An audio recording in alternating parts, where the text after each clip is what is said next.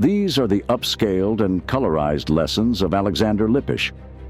Lippisch was a pioneering German aeronautical engineer renowned for his significant contributions to aerodynamics, particularly his work on tailless aircraft and delta wing designs. His career spanned crucial decades of aviation development, marked by a persistent exploration of unconventional flight concepts.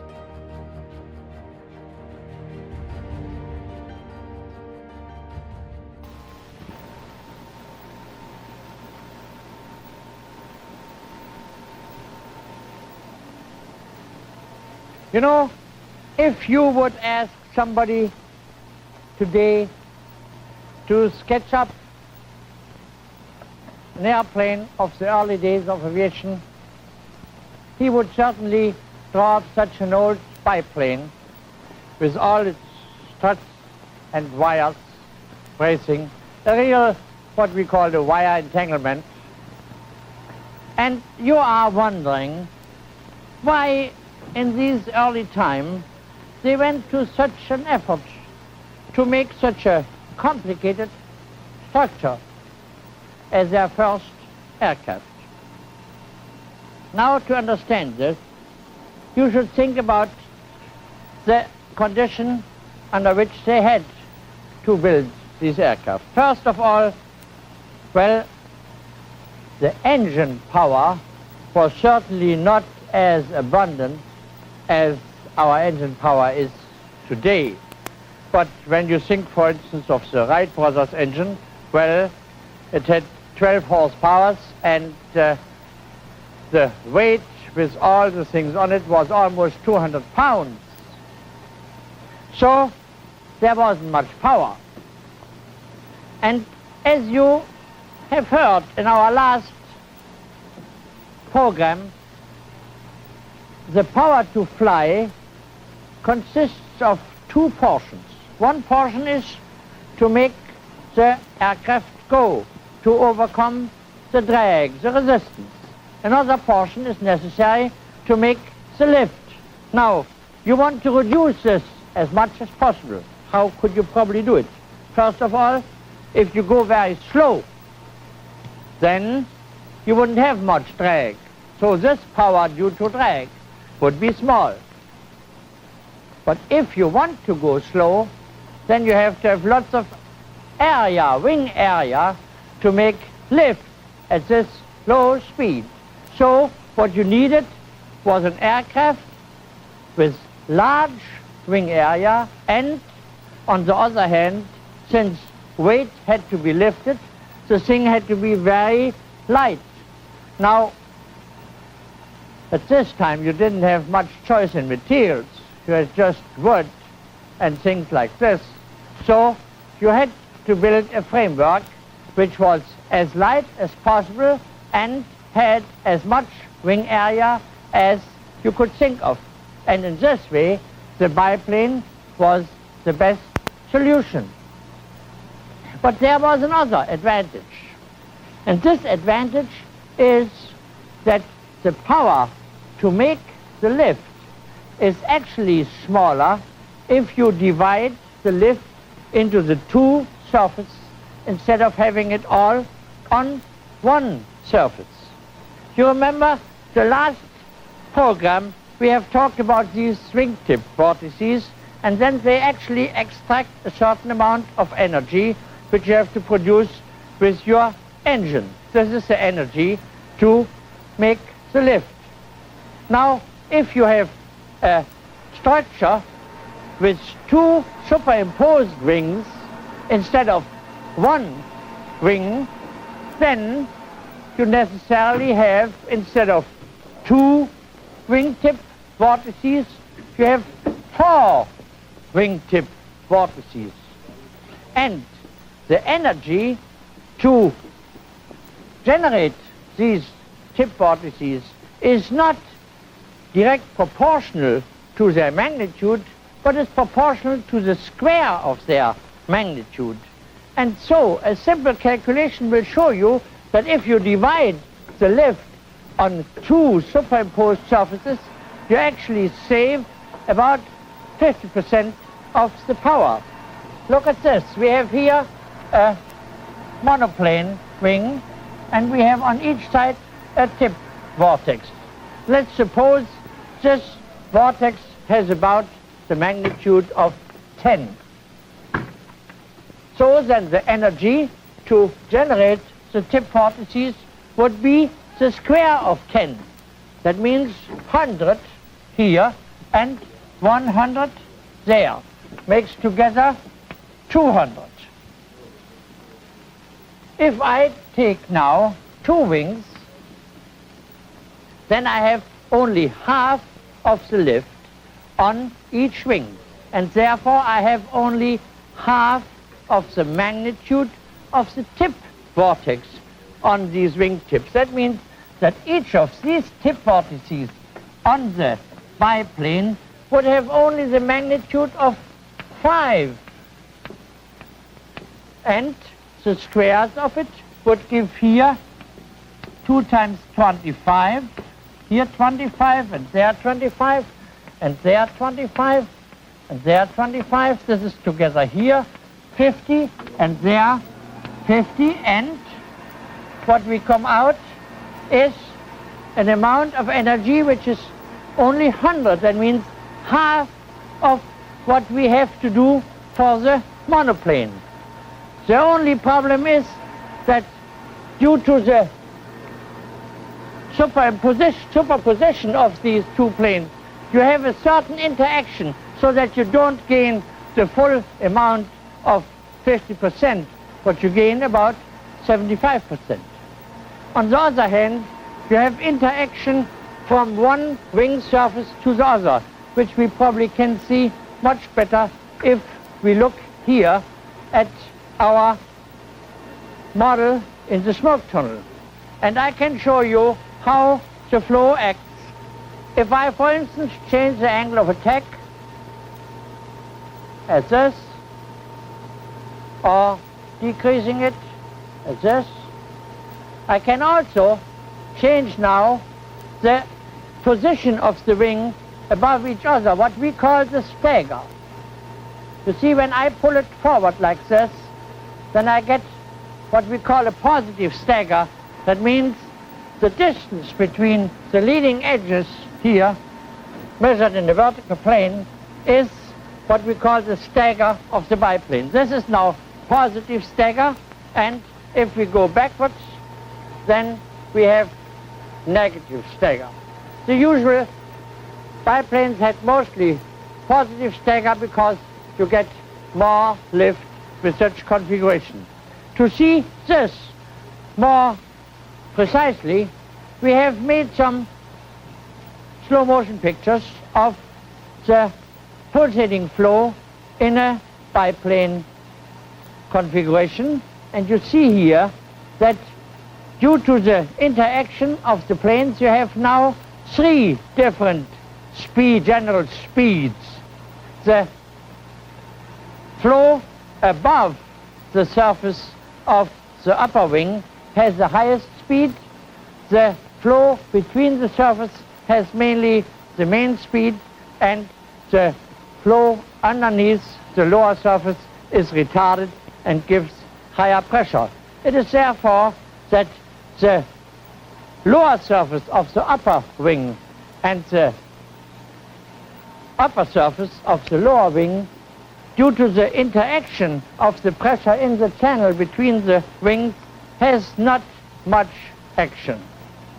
Some pictures can be seen here with different type of stagger, and you see that the main configuration of the velocities is almost the same.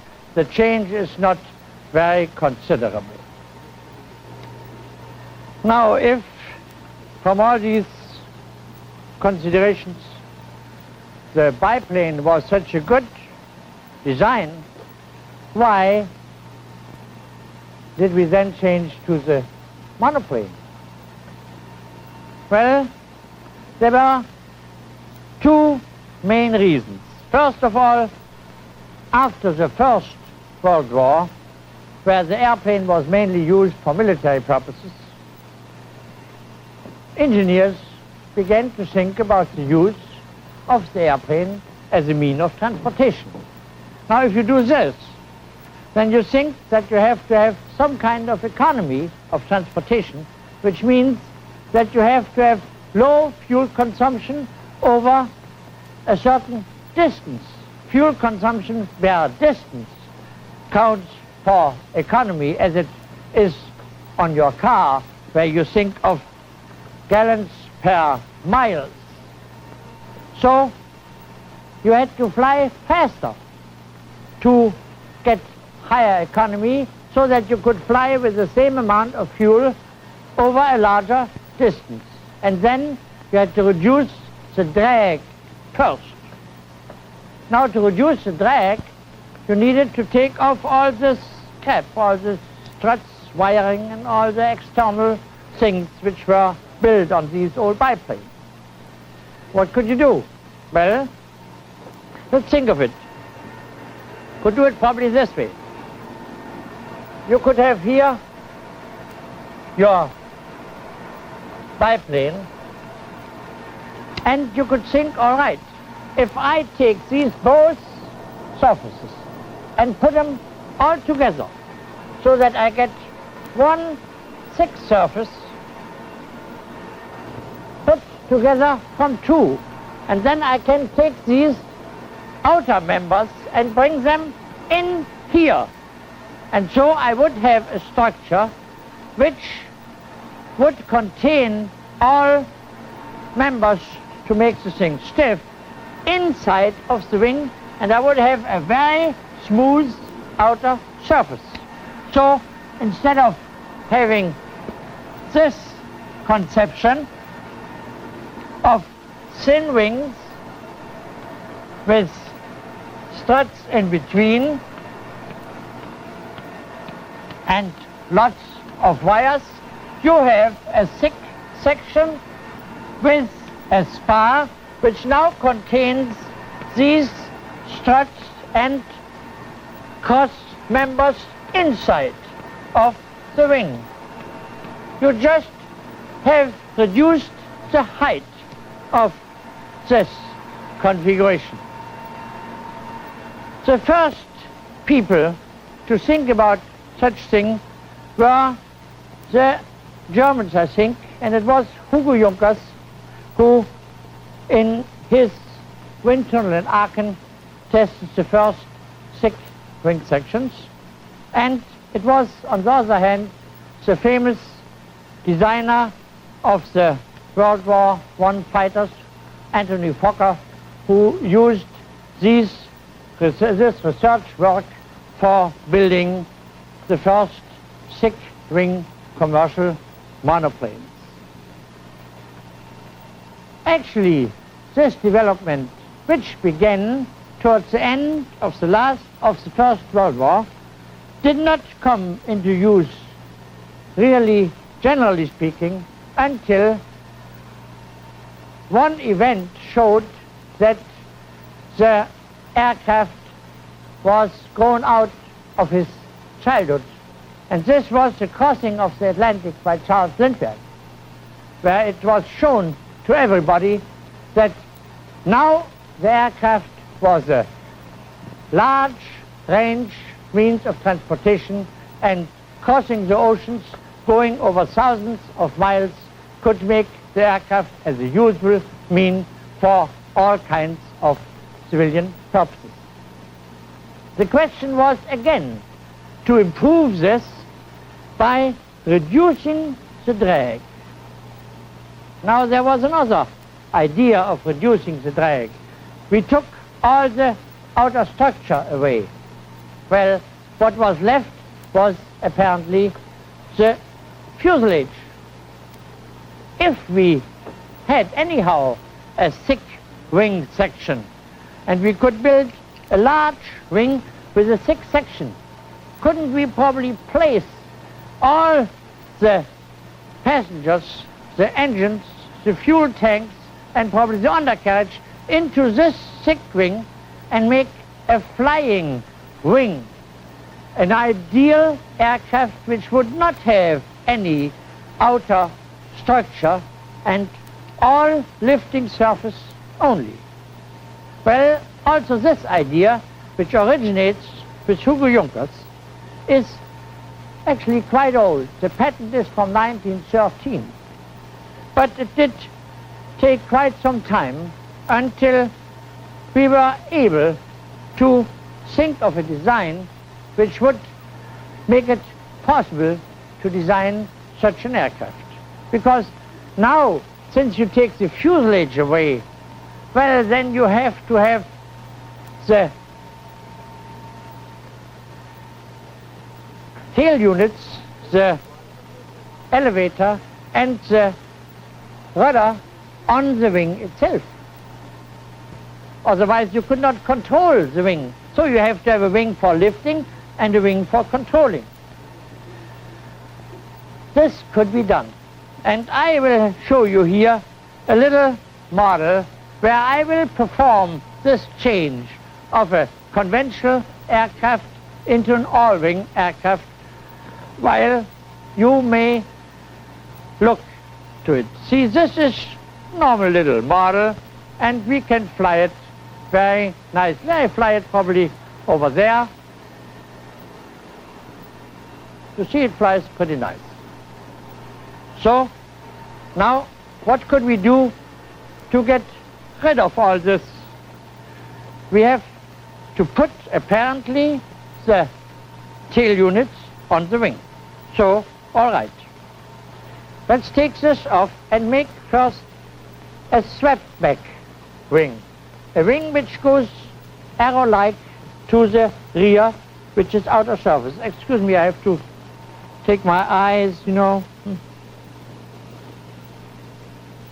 So now I put this little triangle here in front, so that we have a real swept-back wing. Now we take the tail unit off, and we take part of the fuselage off because we don't need it anymore. And then we divide this into two and put this one on the right-hand side on the left-hand wing, and the left-hand side on the right-hand wing, and attach it there. Because due to the swept back, we have now a leverage for these control or stabilization surfaces. And if I am a little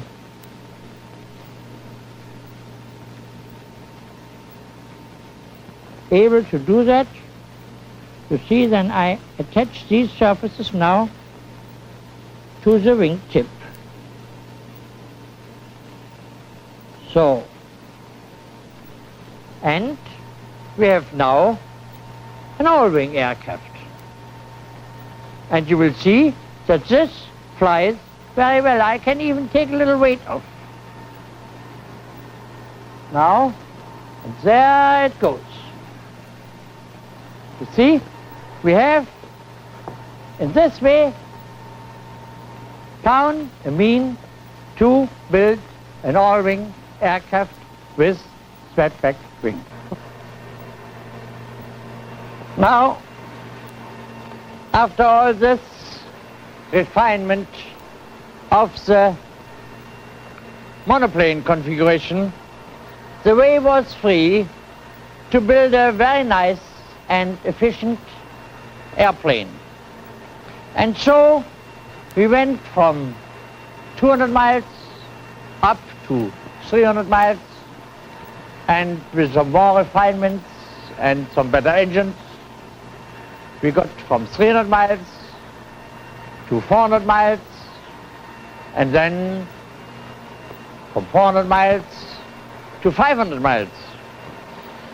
And suddenly, you know, there was somebody who told us, well, that if we would proceed and get into the range of 700 miles, there at 770 miles per hour, there would be a critical speed, the speed of sound.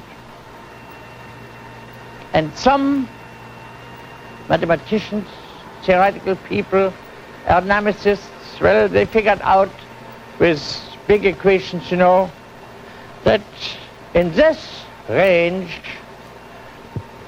beyond the speed of sound, all our original conception of laws of fluid motion would change considerably, and there would be completely different conditions for the flow in the supersonic range. So we should begin from scratch and learn new type of designs for the supersonic aircraft. Well, this was too bad, you know. When you face such a problem and you think to get this transition from subsonic to supersonic, you search for some means of delaying this sudden change and of having something which at least would it make it possible for you to extend this transition over a certain range. And again, it was the theory, you know, who predicted very well that if we would use, instead of the straight wings, the swept-back wings on such high-speed aircraft, we would be able to enter into the so-called transonic and supersonic range with the otherwise normal aircraft configuration. In this way, we achieved transonic and supersonic speeds. But you know, it's very well to fly with a Mach number of 2 and 3. But there's one thing, you can't get home with it. Oh no, you have to get home with 0 speed, and you have to get home with a Mach number of 0. And therefore, our problem was not only to produce a high-speed aircraft, but to make an aircraft configuration which also had a certain amount of good properties for takeoff and landing. And to show you some of these high-speed wing configurations with swept-back in the low-speed range and their special flow characteristics, we have here in our tunnel one of those models where you can see the low-speed flow configuration on a high-speed aircraft wing. And we can see how the flow works in the low-speed range on this model. With these control wheels, I can change the angle of attack, and when I now increase the angle, as you see it now, then you see a very distinct change in the flow. When you think of the straight wing, the flow went straight over it. Here, due to the swept-back, we have a convergence towards the center, and the flow is more narrow behind it than it is in front. On the other hand, we have again 2 pretty distinct tip vortices on the tips of the wing. It comes out that such swept wing configuration is not very efficient. To make it even better for the very high speed, you had to sweep the wings more back. And what you come out with is then that if you take such a large swept back like this, you better connect the both wing tips together and fill this part out and make a triangular wing, which we call the delta wing, and which I, fortunately or unfortunately, you don't know, tested for the first time. This is one of the old models which I designed in '44. We have now to observe some of the flow conditions of the delta wing, we have made some tests on flow pictures which we show you now here, and which are taken from a flying model with smoke on it, so that you can see how these large tip vortices develop now along the whole leading edge. Actually, what this delta wing represents is just a wing which is put together from two wing tips. We flew this in a hangar, and the smoke is produced by a smoke generator on the model itself and comes out through holes on the upper surface. If you make the wing a little bit thicker, then you would have a delta wing with a thick wing section as you see it here in the smoke tunnel. And you can observe very well the large convergence of the flow lines when the thing comes to a larger angle of attack. To see this more distinct, we have pictures from our 3D tunnel where we have a thin delta wing model, and you see here the flow when we change the angle of attack from a 0 angle to a larger angle. You can see very well the two wingtip vortices which are on the leading edges of this wing. On our next program, we will talk about all kinds of high lift devices. And to show you some example of a very high lift wing, I have here a special wing, which is just nothing than a circular cylinder. And if I rotate this and fly it forward, then the circulation around it and the translation causes very high lift. This is called a rotor, and you might see it fly here. Now watch this. You see, it flies beautiful and with very low speed. We will talk about other types of high lift devices and of the system to make what we call today super circulation. Goodbye and auf Wiedersehen. In our last program, I have shown you this flying stick, the rotor. And I think it might be nice to show it to you again now and fly it again here in our studio. You see, this line we have wound around, this gives this rotor a rotation this way around. That means it rotates as if it would roll on a surface above, just opposite to a wheel which would roll on the ground. And you see, when I let it go, it flies now very nicely. How does this happen? And how does this come so? Well, let's think about it. We have a circular cylinder. And when we rotate the circular cylinder, then the air which is around the cylinder will also begin to rotate, so that we have what we call a circulation around this cylinder.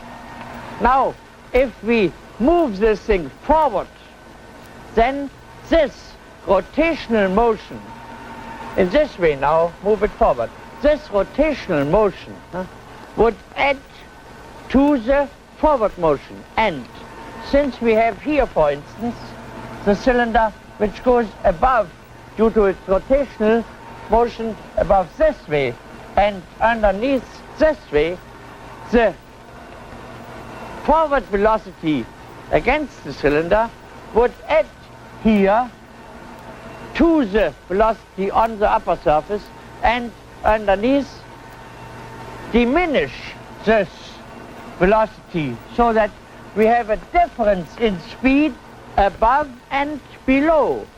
Now, if you remember, when the speed increases, the pressure decreases. When the speed decreases, the pressure increases. So, up there we have more speed than average. Down there we have less speed than average, and this gives us up there lower pressure, suction, down there more pressure, and the swing is resultant as a lift force. And the flow which we have here, if we would think that we would have no friction in the fluid, would look like this. And go over here and produce a lift normal to the flow direction before this thing hits the rotating cylinder. Now I can show you the same thing in our smoke tunnel. And we have here a cylinder in it. And when we make the flow lines and then begin to turn the cylinder, which now runs, the flow comes from this side, runs around this way, then you will see that at once an asymmetrical flow field develops, which you see, come on, run it now, where you see that the velocity above is higher, the lines are more narrow, and the velocity below is lower, and the lines will be wider. Now we will begin to rotate this. I will go out of the flow field so that you can see it. Now we have the cylinder in the tunnel and we begin to rotate. Look at it. The more we have rotation, the more flow lines are pulled over the upper surface of the cylinder, and you see at once that our speed is very high above and quite low underneath of the cylinder, which gives us a lift normal to the direction of the flow.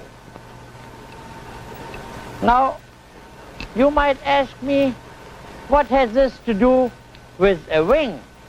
What has it to do with the lift of a wing? This is no wing, and we cannot fly with such a rotor. Or we will have quite a bit of drag, because you see here this much wake behind the cylinder, which necessarily indicates that there's lots of drag. Well, the main point which we have here is this, that when we have circulation and translation, translation means here a straight motion, a straight continuous forward motion. When we have circulation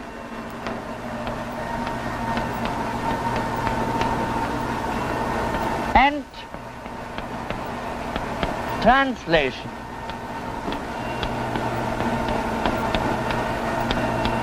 then we will have lift. And the interesting thing is this, that a wing produces this circulation without such gadgetry as we use it here, first to rotate the cylinder. The wing, which has a very special shape because it's round in front and sharp at the rear. This wing, due to this sharp corner, develops a flow which you, as well as we did it on the cylinder, can take apart into a circulating flow around the wing and a translation which gives you then finally the flow picture which shows you the lift of the wing. So actually the lift of the wing is in the same way developed as we develop the lift on the rotating cylinder. Now look at the wing here in the tunnel and see when I change the angle of attack of this wing, Then I increase the lift in the same way as we would rotate more and more the cylinder. But, you know, this has certain difficulties, because to increase the lift only by changing the angle of attack of the wing would mean that you have to change the whole attitude of your aircraft. So if you want to fly slow, which you necessarily need in takeoff and landing, well, then you had to tilt up your plane quite a bit to get this higher lift. And especially if you have passengers in an airliner, or you have other kinds of freight or something in your fuselage, you wouldn't like to change this attitude so much. You are much better off if you could fly your fuselage straight and still change your lift. How you do it? Now you change part of the wing in angle of attack. You change only the rear part and give him a larger angle. And this is what you see here.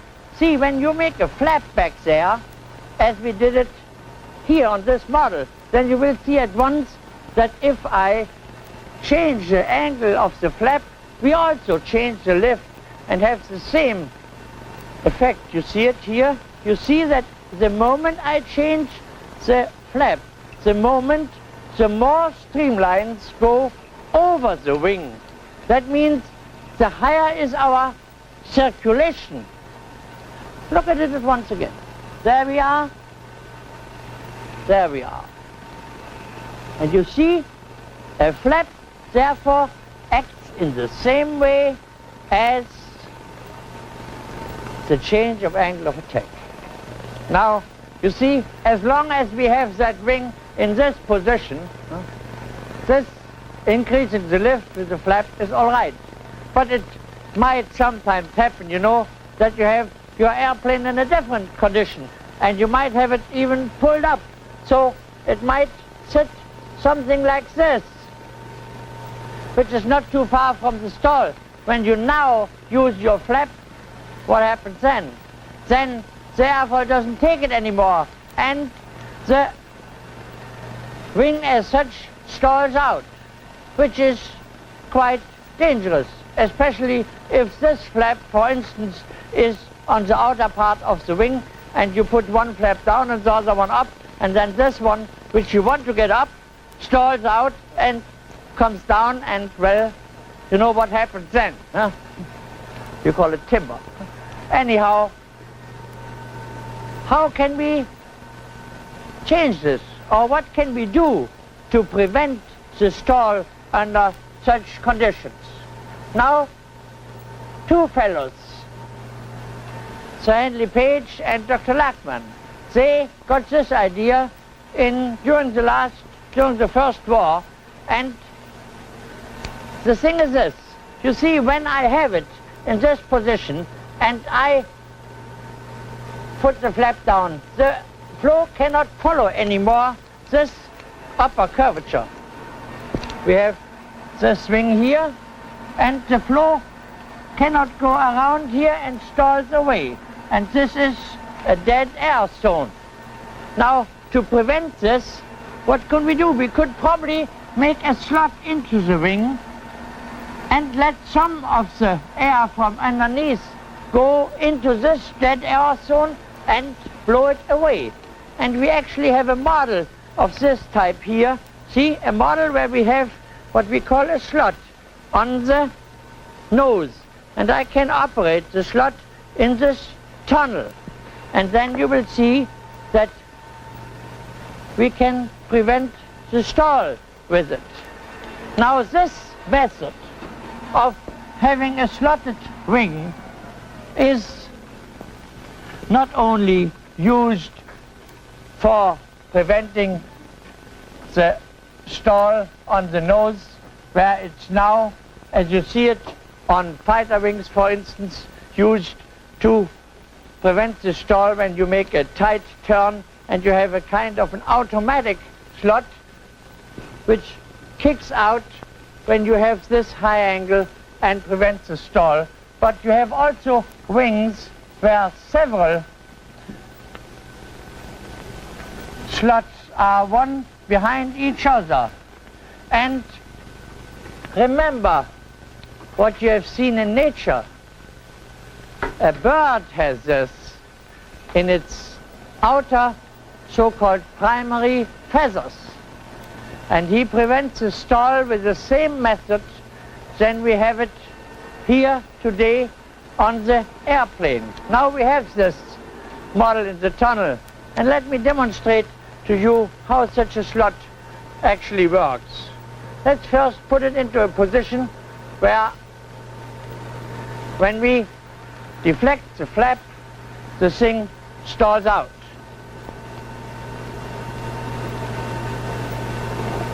Now if I move out the slot,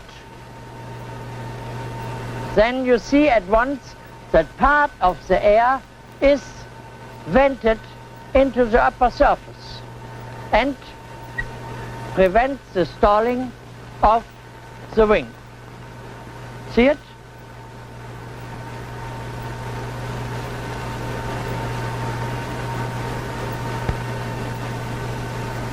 Here, once more. Now you can make this going automatically, and in this way you can even prevent any dangerous situation even if the pilot is not able to think about it. But the trouble with the slotted wing is this, that due to all this machinery which you need, you have quite a bit of drag on it, and it causes more drag than a smooth wing, which is obvious. So people have looked for some other means of making high lift, especially since we have developed into a stage of aircraft designs which now reaches into such high speeds that our true difficulties are in the low speed range, where these high-speed aircraft still have landing speeds which are way above 100 miles per hour, and you need long runways and big installations to make the thing going up and coming down. Could you do something about this? Then you should do first some kind of artificial lift. Now think what happens here with the stall.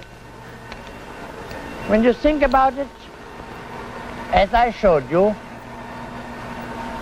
this flow disattaches from the upper surface. So how could you bring it back?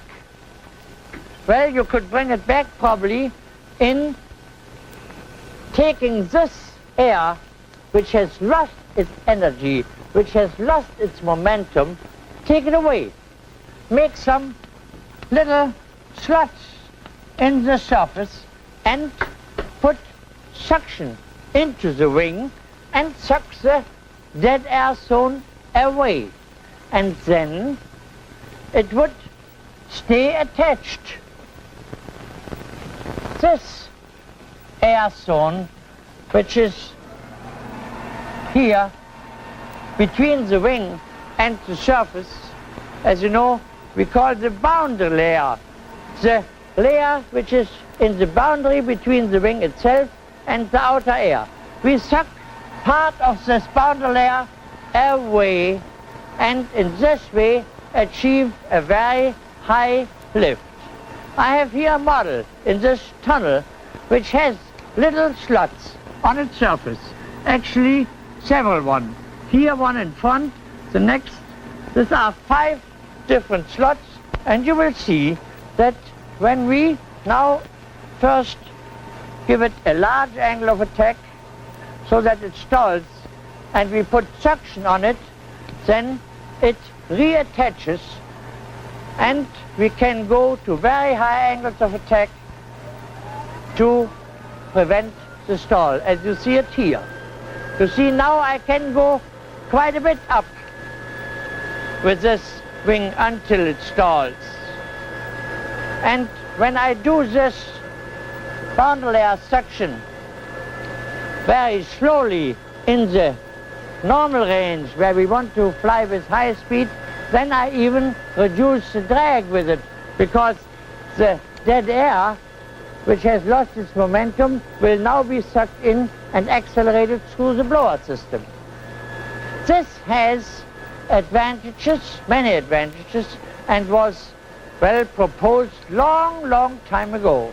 Actually, it was one of the first products of the boundary layer theory, which was founded by Ludwig Prandtl in 1905. So 50 years ago, this system was proposed and is not as yet in use. Why? Because in the meantime, where we really need to apply it now with the high-speed aircraft, the wings got so small that there is no space inside anymore for putting these large ducts in it to suck this boundary layer away. Because when you suck, well, then you need a large duct, because this air which you suck in will have low pressure and a large volume. So, is there probably something else to do? And is there probably another method which would be, from the standpoint of design of aircraft, from the standpoint of engineering, easier to be used? Well, there is. And this is just the opposite to this boundary layer suction. It's blowing, because, see, you could also accelerate this dead air zone, this mass of air which has lost its momentum on the surface. If you would blow to it, well, then you would get almost the same effect.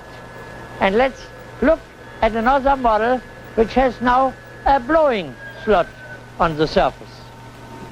Now we have a section in the tunnel which has on the upper surface one slot where we blow out the air over the upper surface so that we can now accelerate the boundary layer and in this way get it attached, reattached. You see, I start it now, and when we now blow, you will see that it reattaches. It actually, at this point, it's really a little bit too much blowing. But you see that at once we have a very large lift. Now you can see this even better if you look at a slow motion film with pulsating smoke, which we have here. And there you see at once how fast the flow moves over the upper surface. And as you remember, the difference between the smoke lines on the upper surface and the lower surface is a measure for the circulation. And you see here how much circulation we have with this blowing slot. Now you see this blowing has the advantage that you can lead the air to the blowing slots through small lines, and in this way it saves space and has a much more practical application. Now you don't need the blowing just for making high lift, but you can also make kind of an invisible flap by blowing out at the rear end of the section. That's what they now call a jet flap, a section where here is the tube in it and we blow out this way. And this layer of air then works like a jet flap, as you see it here. You see now we have at the end of this section, we have a tube and we blow out of the tube, and in this way we increase the lift and we also can control the lift of this section all over. Now if you go farther, you would think of using such systems in many ways and making a body which makes now the lift in the way as we originally thought about it. So what could you do, for instance?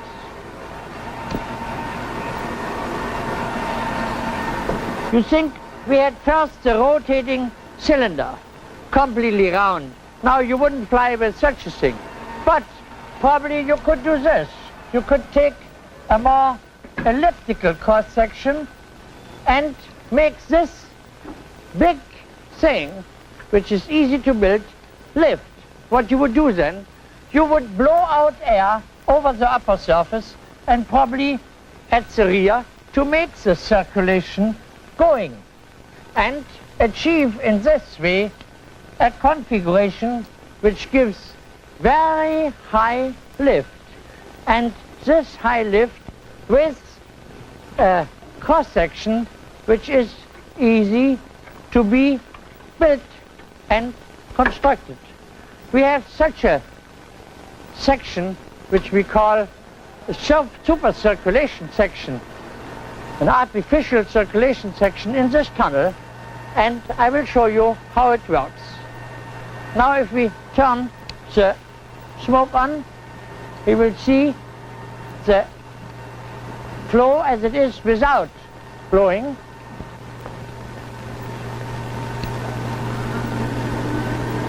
Now you see this flow with this super circulation. We have almost achieved the picture which was once predicted by the theory, where we have here and there a stagnation point, very low speed underneath and very high speed above. We can do that artificially with blowing over the surface. We have also a high-speed film of this, and we can look at it and see how the timelines are now quite wide from each other, and we can see the large amount of lift which we can achieve with such a section. In our next program, we will talk about something really interesting, and I will just show you a little experiment which might make you thinking. See, first I light a candle.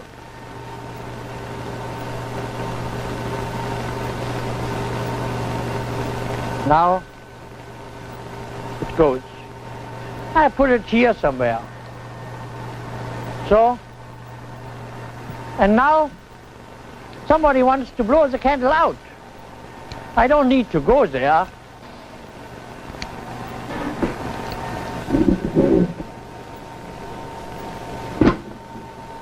And there you are. Now what is it? What I shoot there through the air? It is a vortex. And you might even see it here with this little gadget where we have smoke in it. And when you look at it, then you see that there are all vortices coming out of this.